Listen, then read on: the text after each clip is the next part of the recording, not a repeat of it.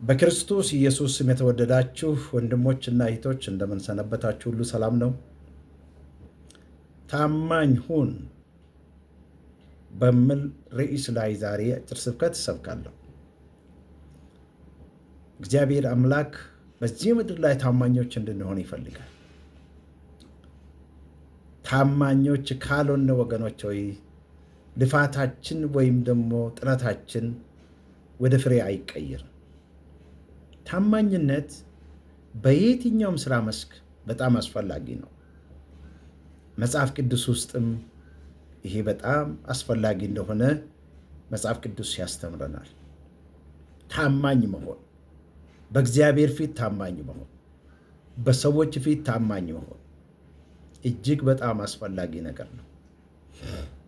ጌታችን ኢየሱስ ክርስቶስ በምድራዊ አገልግሎቱ በስራና በተግባሩ በቃሉ ታማኝ ነበረ። ስለዚህ ብዙ ሕዝብ ተከተለው፣ እሱንም ሰማ፣ በሱም ተገለገለ። እሱን ተከትሎ በዓለም ላይ ወንጌል ይዞ የተነሱ ታማኞች ነበሩ። ስለዚህ ሰዎች ይሰሟቸው ነበር።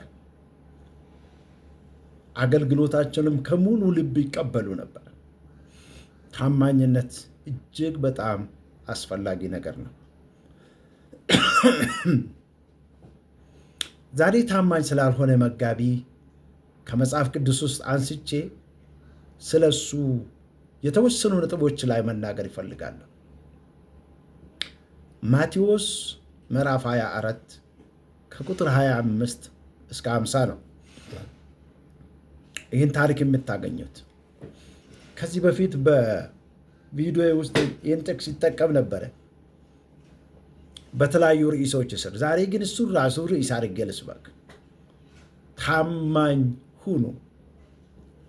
ባላችሁበት፣ በመስሪያ ቤታችሁ፣ በሰፈር፣ በቤተሰብ መካከል፣ በተለይም በቤተ ክርስቲያን፣ በመስሪያ ቤታችሁ በተመደባችሁ ወይም በተሾማችሁበት ቦታ ላይ ታማኞች ነው። ትርጉሙ ታማኝ መሆን ማለት የምንለውን የምንናገረውን ሁኔን መገኘት ማለት ነው። እሱን የምንናገረው ቃላችንን ማክበር ማለት ነው። ወይም ደግሞ ለመስሪያ ቤቱ ፕሪንሲፕል ወይም መተዳደሪያ ደንብ ወይም ውሳኔ ወይም ሕግ ለዛ ታማኝ ሆኖ መገኘት። ወደ ክርስትና ስናመጣ ደግሞ ለመጽሐፍ ቅዱስ አስተምሮ ለጌታችን ለአምላካችን ለፈጠረን ንጉሳችን ታማኝ ሆኖ መገኘት ማለት ነው። ውስጥና ውጫችን አንድ አይነት መሆን ማለት ነው። አንዳንድ ቦታ ላይ ይሄ ደብል ስታንዳርድ የሚባለው አለ። ሁለት ሰው ይሆናል አንድ ሰው፣ ያታውቁትም ሁኔታዎች ውስጥ እንደተመቸው ይገለባበጣል እና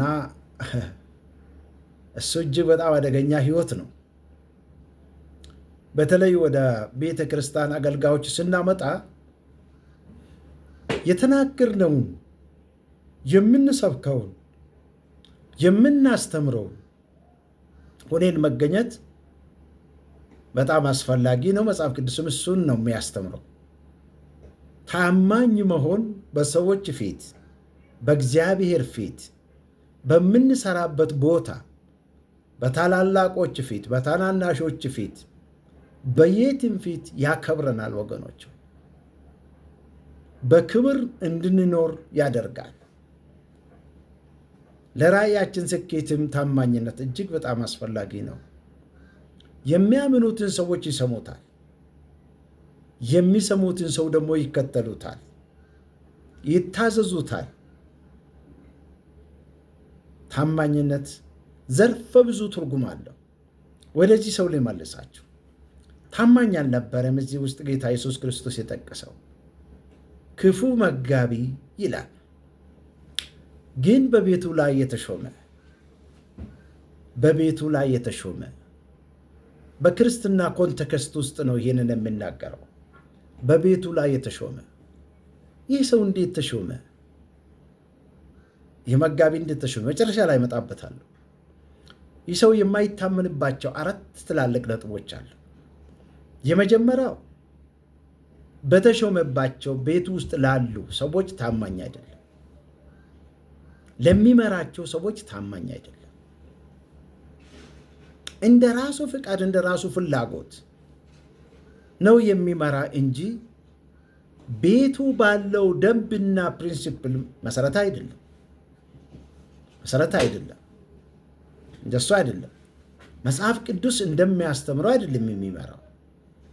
ራሱ በሚፈልገው መንገድ ነው የሚመራው። ይመታቸዋል፣ ይደበድባቸዋል። እንግዲህ ይሄ ምንድን ነው የሚያሳየው? ይህ ሰው በፍቅር ፋንታ በጥላቻ፣ በማቅረብና በማቀፍ ፋንታ በማራቅ በማለያየት፣ በአንድነት ፋንታ አለያይቶ መግዛት መምራት፣ በሰላም ፋንታ ጭቅጭቅ ብጥብጥ የነገሰበት ቤት አድርጎታል ይህ ሰው። ስለዚህ ታማኝ አይደለም። ሐዋርያ ጳውሎስ ለቆሮንቶስ ሰዎች በመካከላቸው ልዩነት በተፈጠረ ጊዜ በአንድ ሐሳብ እንድትስማሙ ፈልጋለሁ አለ። በጣም የሚገርም ነው። በአንድ ሐሳብ፣ በአንድ ልብ፣ ለአንድ ዓላማ እንድትኖሩ ፈልጋለሁ እንደማለት ነው። እንግዲህ ቤተ ክርስቲያን የተመሰረተችው ለዚህ ነው። የሰላም ሴንተር ወይም ደግሞ ፒስ ሴንተር የምንለው ነው። ሰላምን የሰው ልጅ መጥቶ፣ ፍቅር የሰው ልጅ መጥቶ የሚለማመድበት፣ ሰዎች እውነተኛ ፍቅር፣ እውነተኛ ህብረት የሚለማመዱበት። ይሄኛው ሰው ግን የመጋቢ ግን እንደሱ አይደለም። በጥላቻ በግጭት የተሞላ ቤት ነው የሚመራው። ለዚህ ደግሞ ኮዙ ራሱ ነው እሱ ራሱ ነው። ስለዚህ ታማኝ አይደለም። ሰዎች ያደጉበት የራሳቸው የሆነ ኮንቴክስት አላቸው ወይም አይሁድ አላቸው። አንዳንዶቹ ነብር ሆኖ ነው የሚያድጉ። ከልጅነታቸው ጀምሮ ቤተሰብ እንደዛ ነው የሚያሰለጥናቸው። አንዳንዶቹ ደግሞ በግ ሆኖ ያድጋሉ። ምንም አያውቁ። ጥላቻ፣ መለያየት በፍጹም አያውቁ። ነጭ ወረቀት ሆኖ ነው የሚያድጉ። እንደዛ ያሳድጋሉ ቤተሰቦች። የሰላም ሰው አድርጎ ያሳድጋሉ። እንዳልኳቸው አንዳንዶች ግን እባብ አድርጎ፣ ነብር አድርገው፣ ተናዳፊ አድርጎ ያሳድጋሉ። እንግዲህ ሁሉም ወደ ቤተ ክርስቲያን ይመጣል። ይሄ ሁሉ ወደ ቤተ ክርስቲያን ይመጣል። ወደ ቤተ ክርስቲያን ሲመጣ እንግዲህ እኛ እዚህ ቦታ ላይ የክርስቶስን ፍቅር በማሳየት፣ የክርስቶስን ምሕረት በማሳየት፣ የክርስቶስን ይቅርታ በማሳየት፣ የክርስቶስን ትዕግስት በማሳየት ሰዎችን አንድ የምናደርግበት፣ ወደ ክርስቶስ አስተምሮ የምናመጣበት እንጂ ለግጭትና ለመለያየት ምክንያት እንዲሆን እግዚአብሔር በቤቱ ላይ አልሾምንም፣ አላስቀመጠንም። ወገኖች ሆይ ሰዎች የራሳቸው ችግር አላቸው። የራሳቸው የሆነ አመለካከት አላቸው። የራሳቸው የሆነ ፍላጎት አላቸው። የራሳቸው የሆነ መረዳት አላቸው። ይህን ሁሉ ይዞ ወደ ቤተ ክርስቲያን የመጡትን መጋቢዎች በክርስቶስ አስተምሮ አንድ መስመር ላይ ማድረግ፣ የማይቀራረቡትን እንዲቀራረቡ ማድረግ፣ ክፍተት የሚፈጥረውን ነገር በማስወገድ ወደ አንድነት ማምጣት ተግባራችን እሱ ነው። ጌታ ኢየሱስ መጨረሻ ላይ እንዲህ ብሎ አይደለም የጸለየው? እኔና አንተ አንድ እንደሆን አንድ እንዲሆኑ ጸልያለሁ። አንድ እንዲሆኑ ጸልያለሁ። የክርስቶስ የመጨረሻ ጸሎት ይሄ ነው። አብና ወልድ መንፈስ ቅዱስ አንድ እንደሆነ እነዚህ እኔን የተከተሉት አንድ እንዲሆኑ፣ በአመለካከት አንድ፣ በዓላማ አንድ፣ በሁሉ ነገር አንድ እንዲሆኑ ብሎ ይላል። ይህኛው መጋቢ ግን ጠብ ይዘራል። በዘመኑ ጠብ ይዘራል። በወጣቶቹ መካከል ጠብ ይዘራል። በአዋቂዎቹ መካከል ጠብ ይዘራል። በአገልጋዮቹ መካከል ጠብ ይዘራል። ጠበኛ ወንጌላ ማነው? መጋቢ ነው። እንዴት እስከዚህ ድረስ መጣ? ሰው ሕይወቱ ይህንን እየመሰለ እያለ እንዴት መጋቢ ሊሆን ቻለ? እሱም በኋላ አመጣበታለሁ። ስለዚህ ለቤቱ ሰዎች ታማኝ አልነበረም። ተተኪዎችን አያሳድግም። ያደጉትን ወደ መድረክ አያመጣም። ቤቱ ሌላ መልክ ይዟል። ጌታ ፈልጎ እንደሾመበት አይደለም። የራሱን ሲስተም፣ የራሱን አመለካከት፣ የራሱን ችግር በዚህ ቦታ ላይ ፈጥሯል። ስለዚህ ቤቱ የብጥብጥ ቤት ሆነዋል። ሁለተኛ፣ ይህ ሰው ለዓለማውያን ታማኝ አልነበረም። ከሰካራሞች ጋር ይጠጣል ይላል። ክፍሉን ስታነቡ ከነርሱ ጋር ነው የሚውለው ይላል። በቁጥር 1 ላይ የተናገርኩትን ባህሪ ያመጣው ከዛ ነው። ከመጠጥ ቤት ነው፣ ከስካር ነው፣ ከስካር ሕይወት ነው ያመጣው። ያ ቤት ምን ይመስላል እስቲ ተመልከቱ። ይሄ ሰውዬ ወደ ውጭም ሲወጣ ከነሱ ጋር ይጠጣል፣ ከነሱ ጋር የሰሩትን ይሰራል። ለሕይወቱ ወሰን የለውም፣ ዳር ድንበር የለውም ለሕይወቱ። ዓለማውያን የሚያደርጉትን ሁሉ ጨርሶ ያደርጋል። እንዴት ተሾመ ሰው? እንዴት ሾልኮ እስከዚህ ድረስ የቤቱ አለቃ፣ የጌታ ቤት አለቃ እስከ መሆን ድረስ እንዴት ሊመጣ ቻለ? የለየለት ይህ ሰው መጽሐፍ ቅዱስ ክፉ መጋቢ ይላል። ክፉ መጋቢ በቤቱ ውስጥ የሚቆየው ለራሱ ምክንያት እንጂ በቤቱ ውስጥ የሚያቆየው ራእይ የለውም። ይህ ሰው ራእይ የለውም። እሱ ሞር ልቡ የታሰረው ከዓለማውያን ጋር ነው። ስለዚህ ለዓለማውያን፣ ጌታን ለማያውቁ ሰዎች፣ ለአሕዛብ ይህ ሰው ታማኝ አልነበረም። መጽሐፍ ቅዱስ ግን እንደሚናገረው ለእነዚህ ብርሃን መሆን ነበረበት። ከጨለማ ወደ ብርሃን ማምጣት ነበረበት። ከስካር ሕይወት ወይም ደግሞ ከዛ ከሚለማመዱት ክፉ ሕይወት ወደ መልካሙ ጽድቅ ሕይወት ማምጣት ነበረበት። ኃላፊነቱ ነው ይህ።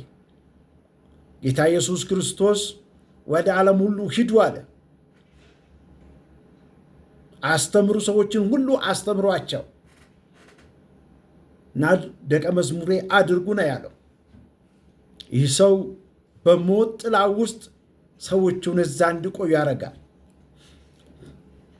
ጠለቅ ብላችሁ ይህን ነገር ስትመለከቱ የእናንተ ሕይወት የጨለማ ሕይወት ልክ ነው የምለው ይመስላል። የስካሩ ሕይወት ልክ ነው፣ የዝሙቱ ሕይወት ልክ ነው፣ የስርቆቱ ሕይወት ልክ ነው፣ የአመፃው ሕይወት ልክ ነው የሚል ይመስላል። ታማኝ አይደለም። እንዴት ተሾመ ሰውዬ? ታማኝ አይደለም። ብርሃናችሁ በሰው ሁሉ ፊት ይብራ ነው መጽሐፍ ቅዱስ የምለው። በትንሹም በትልቁም ፊት የምንሰራበት መስሪያ ቤት ውስጥ በአለቃችንም ከእኛ ጋርም በአንድ ደረጃ ላይ አብረን በምንሰራም ፊት በወንድም በሴትም በሀብታሙም በድሃውም ፊት ብርሃናችን እንዲበራ ነው መጽሐፍ ቅዱስ የሚናገር። ትልቅ ኃላፊነት ነው የተሰጠ፣ ሰዎችን እንድናስተካክል፣ ወደ እግዚአብሔር መንግሥት እንድናመጣ፣ ከጨለማ ሕይወት እንድንታደጋቸው፣ ከዘላለም ሞት ፍርድ ስር ነፃ እንድናወጣቸው፣ ከአጋንንት ስርዓት ነፃ እንድናወጣቸው እግዚአብሔር በዚህ ምድር አስቀምጦናል። ከነሱ ጋር እንድንሆን አይደለም። አንድ ጊዜ የሆነውን ታሪክ ልንገራቸው። አሁን ወደ ጌታ ሂደዋል።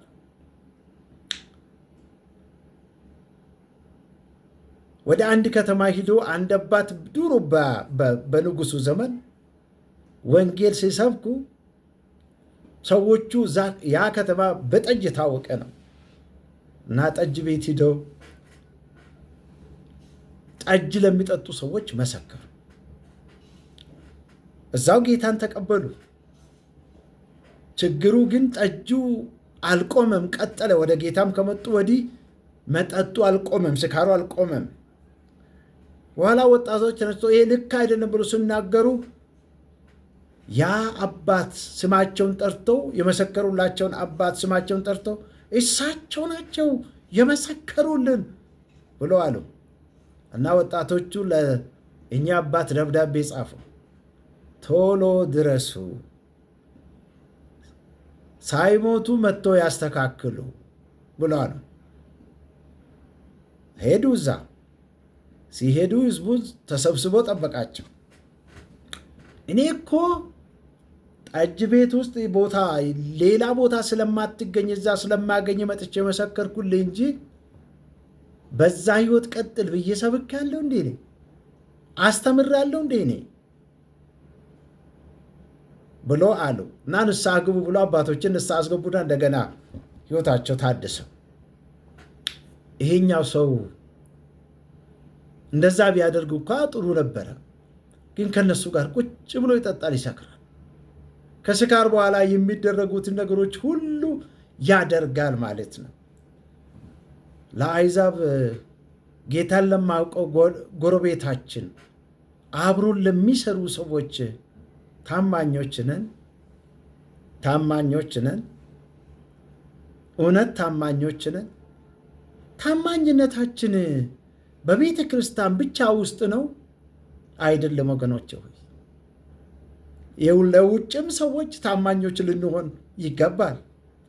ሶስተኛ፣ ይህ ሰው ለጊዜው ታማኝ አይደለም፣ በልቡ ጌታዬ ይዘገያል ይላል።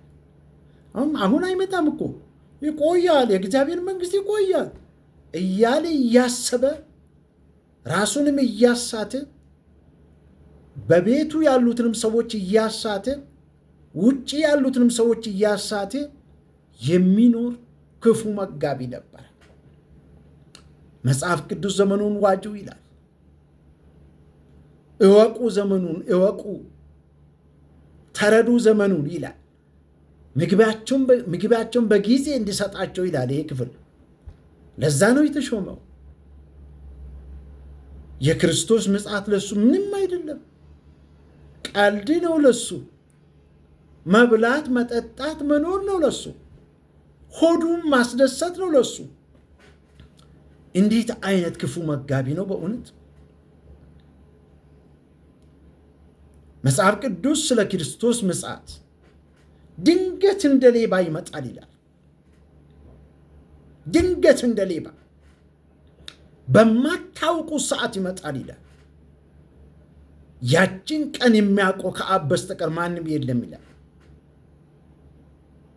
ምልክቶቹን ነግሮናል።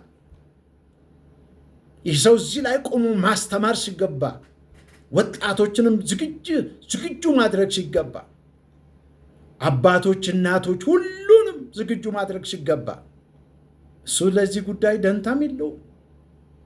መጠጥ ቤት ነው የሚውለው፣ ከዓለማውያን ጋር ነው የሚውለው። ቀጠሮው እዛ ነው ቀጠሮው። እዛ ነው ቀጠሮ። በማን ሪሶርስ ነው ይህንን የሚጠቀሙ? በቤቱ ባለው ሪሶርስና ቤቱ ባለው ሪሶርስ ምናልባት የቤቱን መኪና ይጠቀማል፣ የቤቱን አውሮፕላን ይጠቀማል፣ የቤቱን ዶላር ይጠቀማል፣ የቤቱን ብር ይጠቀማል፣ የቤቱን ዩሮ ይጠቀም ይሆናል። የቤቱን ሁሉ ነገር ይጠቀማል። የቤቱን ቤትም ሊጠቀም ይችል ይሆናል፣ አናውቀውም። ብቻ ግን በቤቱ ሪሶርስ ነው ይህንን ሁሉ የሚያደርገው ሜስ የሚፈጥረው። ቤት ውስጥ ያሉ በሰላም እንዳይኖሩ፣ ውጭ ያሉ ወደ ጌታ እንዳይመጡ፣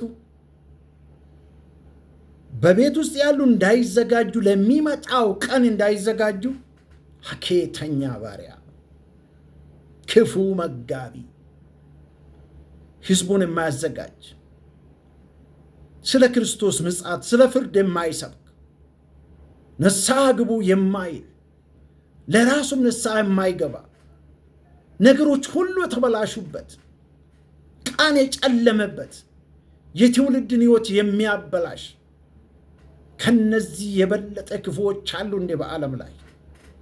የክርስቶስ ወንጌል አጣሞ የሚሰብኩ፣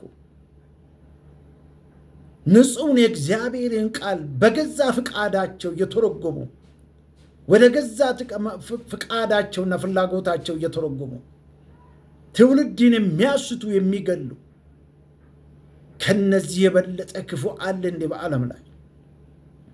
ትውልድ ገዳይ። አያችሁ፣ ይህ ሰው ታማኝ አልነበረም ለጊዜው። ሰው ዝግጁ አይደለም ለክርስቶስ ምጽአት፣ ለሚመጣው ፍርድ ሰው ዝግጁ አይደለም።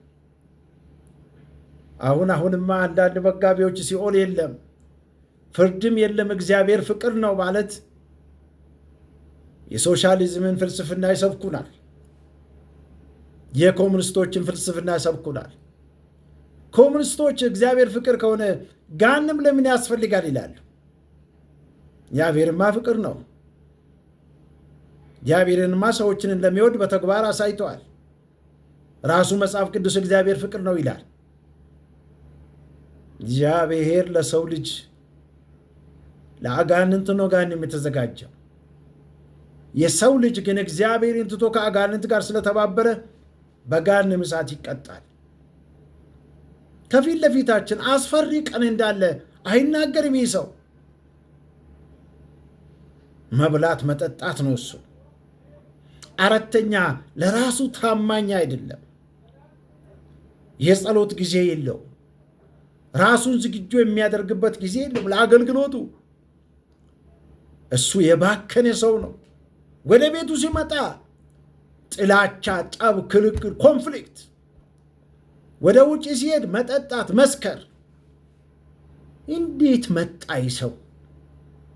የአወናባጅ፣ የእግዚአብሔር መንግሥት ያልበራለት፣ የክርስቶስ መንግሥት ያልበራለት፣ የክርስቶስ ምስጢር የእግዚአብሔር ምስጢር ያልተገለጠለት ይህ ሰው እንዴት መጥቶ በቤቱ ላይ ተሾመ? መልስ ልንሰጥበት ይገባል። የዝግጅት ጊዜ የለው ለማስተማር ለመስበክ። የጊዜው ምግብ ለመመገብ ጊዜ የለውም። ሰው የባከነ ሰው መኪናው መጠጥ ቤት ፊት ለፊት አቁሙ እንደፈለገ የሚሆን አሳች መጋቢ ጊዜ የለው። የጥናት ጊዜ የለው። የባይብል ስቴዲ ጊዜ የለው። ራሱን አፕዴት አያደርግም። እሱ ሌላ ነገር ውስጥ ነው ያለው። እንዲህ አይነት መጋቢ ምን ያህል ቤተ ክርስቲያን እንደሚጎዳ ተመልከቱ። ግን እንዲህ አይነት መጋቢዎች ዛሬ ይኖራሉ ወይ? አሉ ወይ? እንደ የስምኔሪን ትምህርት ቤት አምልጦ መጡ እነዚህ ሰዎች። እንዴት የኮንግሬጌሽን የፓስተር ስልጠና ትምህርት አምልጦ መጡ። እነዚህ ከየት መጥቶ ነው እዚህ ጋር የደረሱ? እነዚህ አስጨናቂ መጋቢዎች፣ የአስጨናቂ መጋቢ ኮንፍሊክት በኮንፍሊክት ያደረገ ቤቱ ግጭት በግጭት ያደረገው ሰካራም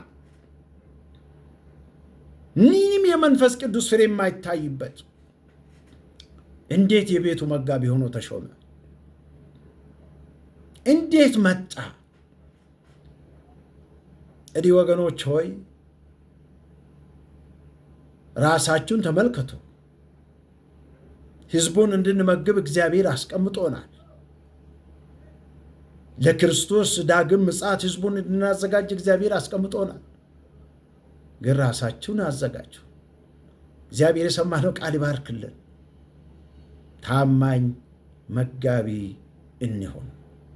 ጌታ ኢየሱስ ክርስቶስ ይርዳን። ወገኖች ሼር አድርጉ። ሰብስክራይብ ያላደረጋችሁ ሰዎች ሰብስክራይብ አድርጉ፣ ሼር አድርጉ፣ ኮመንትም አድርጉ።